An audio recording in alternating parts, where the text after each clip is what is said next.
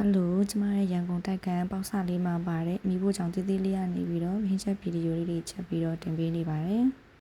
ရွာမှာရှိတဲ့မိဘအိမ်မှာတော့အိမ်ကျဲမိဖို့ကန်ကျဲနဲ့နေရတယ်ပေါ့နော်ရန်ကုန်ရောက်တော့လေကို့ထွားနဲ့ကိုတိုက်ကန်တည်တည်လေးဝယ်ပြီးတော့ဒီတိုက်ကန်လေးမှာပဲအစင်သင့်တဲ့လိုလေးအစင်ပြအောင်နေပါတယ်နေမှာဆိုလဲဖေဖေကဟင်းချိုကြိုက်တယ်အိမ်မှာဆိုလဲအမျိုးသားဟင်းချိုကြိုက်တော့အရေးတောက်ကိုတစ်မျိုးပေါ့နော်မထအောင်ချက်ဖို့စဉ်းစားရတဲ့ကျမလည်းဟင်းချိုချက်တဲ့ဟင်းချို special လေးဖြစ်နေပါပြီ